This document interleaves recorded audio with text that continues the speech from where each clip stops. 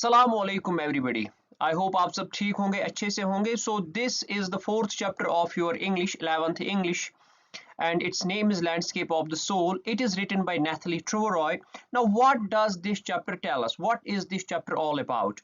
मैं आपको बता दूं that Landscape of the Soul जो chapter है, landscape here, landscape, as you know what does landscape mean, but here landscape means painting. Here landscape means the art, the painting that we can see on the very screen.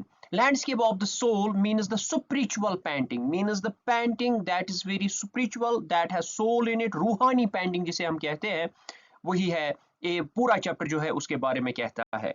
सबसे पहली बात जिस chapter के जिस art के बारे में ये यहाँ पे इस चैप्टर में बयान किया गया है, the art which this chapter deals with is the Chinese art. Not only the Chinese art but it also discusses the European art.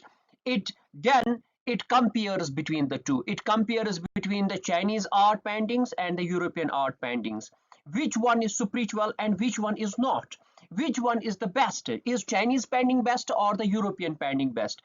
Which one is the best?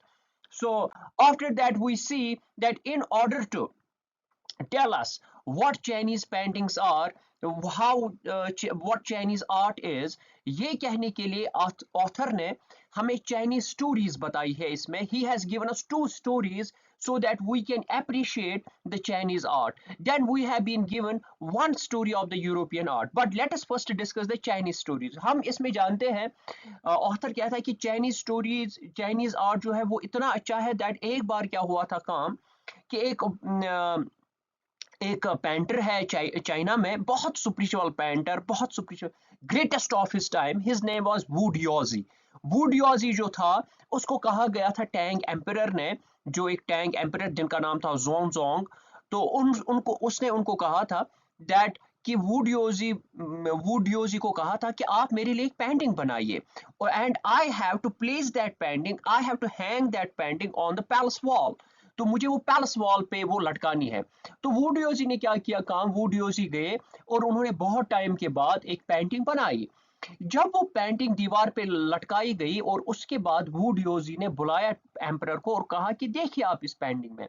तो वो ज़ुआनज़ोंग जो है, ये जो टैंग एम्परर है, उसने बहुत सारी तारीफें की उस पेंटिंग की. उसने कहा बर्ड्स अच्छे हैं, उसने कहा पहाड़ अच्छे हैं, उसने कहा ये जो these trees are nice, all the landscape that was there in that very painting was being appreciated by the emperor.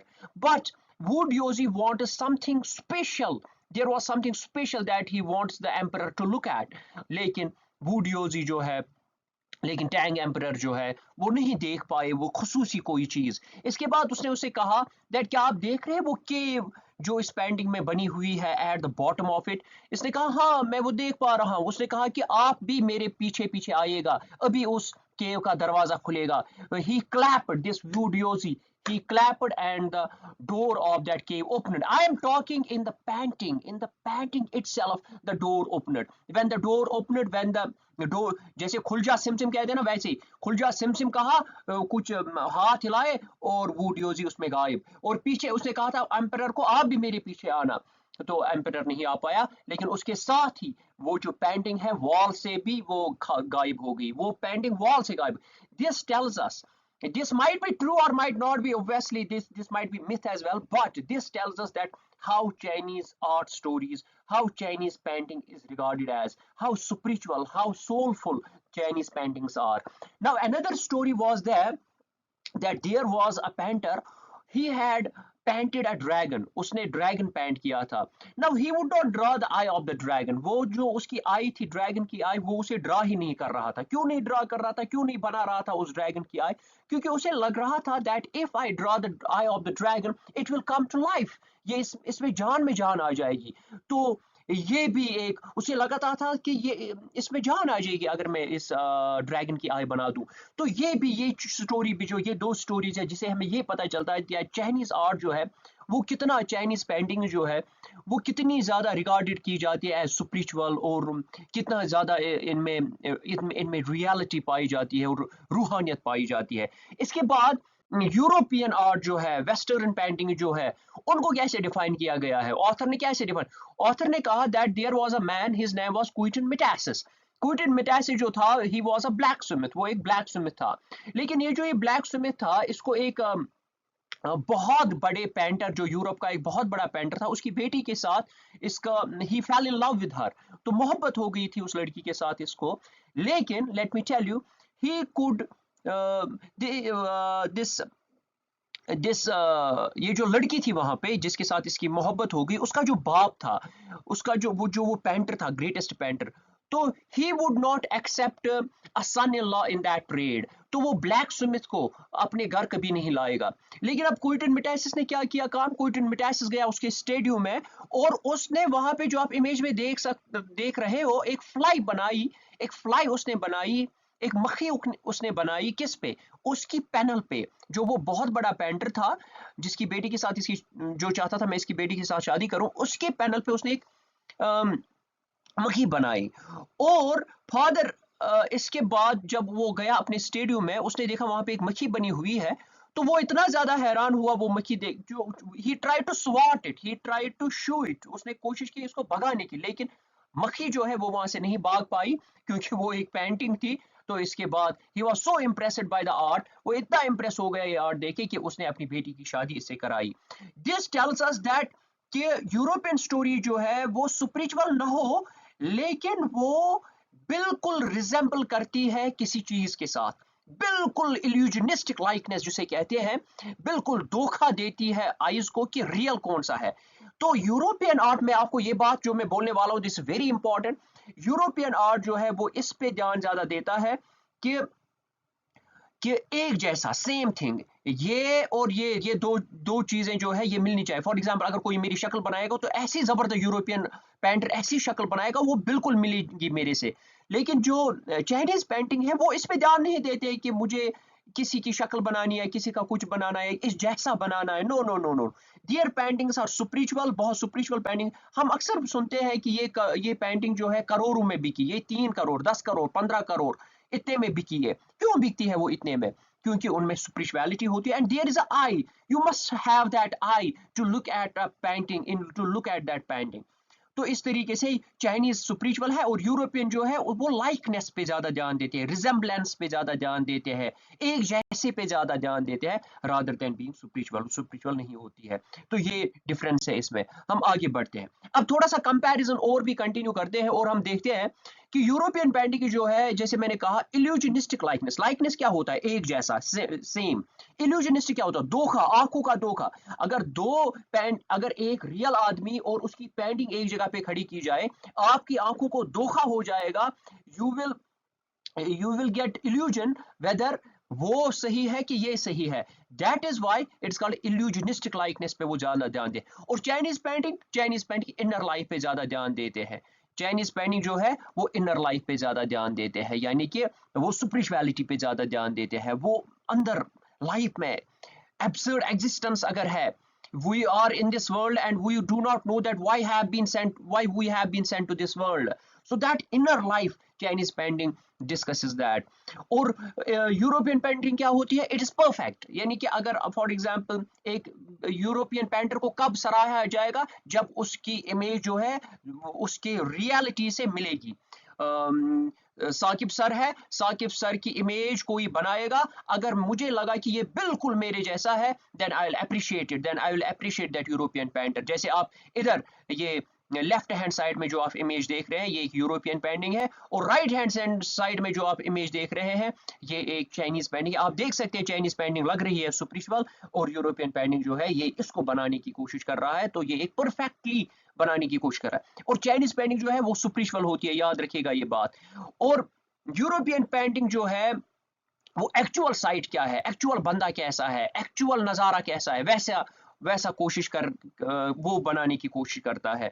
और चाइनीज पेंटिंग क्या है, ये इमेजिनेशन पे बेस्ड होती है, ये ख्याल पे बेस्ड हो, आपके दिमाग में क्या आया, नॉट दैट एक्चुअल साइट कैसा है, बंदा कैसा है, लैंडस्केप कैसा है, फॉर एग्जाम्पल कोई जगह, कोई सीरीन ब्यूटी कैसी है, वो बनाने की, no no no no no, it is based on the imagination, आपके दिमाग में क्या चल रहा है, थॉट्स ऑफ द आर्टिस्ट, और आर्टिस्ट के अंदर क्या थॉट्स। एक और यहाँ पे कंपैरिजन में बोलूंगा आपको ये कि जब आप एक यूरोपियन पेंटिंग में देखते हो, तो you have to look at that painting from the author's point of view. Author की आइज को आपको बोरो करना है और ऑथर की आइज को बोरो करके आपको एक यूरोपियन पेंटिंग की तरफ देखना है। लेकिन चाइनीज पेंटिंग की तरफ जब आप देखेंगे तो वहां पे आपको बिल्कुल भी अपनी आईज से ही देखना है, बिल्कुल अपनी आईज से देखना है आपको। और आपको पेंटर के साथ कुछ भी नहीं है। अगर आपके दुख दर्द टेंशन परेशानी होगी आपकी अपनी, तो आपको उस पेंटिंग में वो सारी दुख दर्द परेशानी या खुशी आपको उसमें दिखेगी। लेकिन ऐसा कुछ भी नहीं है यूरोपियन पेंटिंग में। This is the actual sight, this is, you have to look at that painting from the author's point of view, from the painter's point of view. Whereas you, while looking at the Chinese painting, you do not have to look at that painting from the painter's point of view, or the painter, you do not have to borrow the painter's eyes. Rather, you have to look at that painting from your own eyes, and you will see your things there, let's move forward. इसके बाद this complete, ये वो खत्म हो गया कि comparison between European and Chinese. यहाँ पे एक लास्ट पेज पे एक कम कॉन्सेप्ट दिया गया है, कॉन्सेप्ट ऑफ शैन शुई। ना व्हाट इज शैन शुई? मैं आपको बता दूं, शैन शुई जो है ये एक चाइनीज पेंटिंग में एक स्टाइल है, ये दो वर्ड से निकला है, शैन और शुई। शैन का मतलब होता है माउंटेन और शुई का मतलब होता है वाटर। शैन शुई का मतलब है माउंटेन वाटर। इसके कहने का मतलब ये है दैट कि एक लैंडस्केप कैसा होना चाहिए, उसमें शैन शुई होना चाहिए, उसमें रिजिड और फ्लेक्सिबल, ये दोनों चीज, मैन एंड वुमेन, यानी कि कॉन्टेम्परेरी पोल्स जो है, जो आपस में एक दूसरे के अपोजिट जो है, जब वो मिलते हैं तो वो खूबसूरत चीज बनाती है। लाइफ तब खूबसूरत बनती है जब लड़का और लड़की मिलते हैं, जब रिजिड और फ्लेक्सिबल मिलता है, जब हार्ड एंड सॉफ्ट मिलता है। तो ये कॉन्सेप्ट ऑफ शैन शुई है। और इसी तरीके से यांग और यिन, यांग का मतलब क्या होता है? यांग का मतलब होता है स्टेबल वार्म ड्राई, ये जो है तो जो सीधे वर्टिकल, वायरस यिन जो होता है, यांग और यिन मिलना चाहिए। ये यिन क्या होता है? ये वाटर होता है, फ्लूइड होता है, सॉफ्ट होता है, मॉइस्ट होता है, कूल होता है और हॉरिजेंटल होता है। तो वर्टिकल एंड हॉरिजेंटल, जब ये यांग और यिन आपस में मिल जाए तो एक जबरदस्त चीज बनती है। इनके अलावा एक तो शैन शुई और यांग और यिन, इनके अलावा इन बीच में एक मिडल वाइड होनी चाहिए, एक स्पेस होनी चाहिए, जिसमें जब दो एलिमेंट्स आपस में मिले तो उनके बीच में एक स्पेस है। जैसे फॉर एग्जांपल, मैं आपको एक एग्जांपल से समझाऊंगा। What does he mean to say? He means to से, जब आप फॉर एग्जांपल ब्रीदिंग करते हैं, जब आप फॉर एग्जांपल योगा करते हैं, तो आप क्या करते हैं? पहले आप सांस अंदर लेते हैं, फिर आप रुकते हैं, फिर आप सांस छोड़ते हैं। ये जो आपने पहले सांस अंदर ली, दिस मीन्स यांग, फिर जब आपने सांस बाहर छोड़ी, दिस इज यिन। और जो आपने सांस रोकी, this is the middle wide. This middle wide is also important. ये सिर्फ माउंटेन और वाटर इंपॉर्टेंट नहीं है, बल्कि माउंटेन और वाटर का मिलना, जब एक लैंडस्केप में माउंटेन और वाटर होगा, वो मिल रहे होंगे, वो दिखाया जाएगा, तो वो खूबसूरत बनती है। This is the concept of शैन shui. Thank you very much. आप कीजिए काम। इसके बाद एक और चीज है इसमें, वो ये है दैट बृंदा सूरी का ये दो असल में लैंडस्केप ऑफ द सोल जो है, उसमें पहला तो इंपॉर्टेंट ही है लैंडस्केप ऑफ द सोल जो बताया गया है, और उसमें एक और चीज है गेटिंग इनसाइड आउटसाइडर आर्ट। ये एक थोड़ा सा एक आर्टिकल है जो बृंदा सूरी ने लिखा है, थोड़ा सा वो बयान किया गया है इसमें। नाउ आउटसाइडर आर्ट क्या होता है? आउटसाइडर आर्ट वो आर्ट होता है जिसमें आप एक कुछ आर्ट बनाएंगे, कुछ शक्ल आपने बनाई, कुछ पेंटिंग आपने की, या कहीं बाहर जाके आपने कोई पेंटिंग कुछ भी कर दिया, आपने कोई कोई स्टैचू बना दिया आपने, या कोई भी आर्ट आपने फॉर दैट मैटर बना दिया। लेकिन आपने उस आर्ट में कोई भी महारत हासिल नहीं की है, कोई भी डिग्री हासिल नहीं की है, कोई भी मैन स्ट्रीम आर्टिस्ट आप नहीं हो, ऐसे ही आप निकले, विदाउट एनी एक्सपर्टाइज आप निकले और आपने आर्ट बना दिया। तो उस आर्ट को जो आप विदाउट एक्सपर्टाइज बनाए, उसे हम आर्ट ब्रेट कहते हैं। याद रखिएगा, ये उन लोगों का आर्ट है जिनको आर्टिस्ट कहने का कोई हक नहीं है। उनको आप आर्टिस्ट नहीं कह सकते, क्योंकि उन्होंने वो मैन स्ट्रीम आर्टिस्ट नहीं है, और उन्होंने कोई भी तालीम इसमें हासिल नहीं की है। They are untutored, they have not received any knowledge और any education in that very field.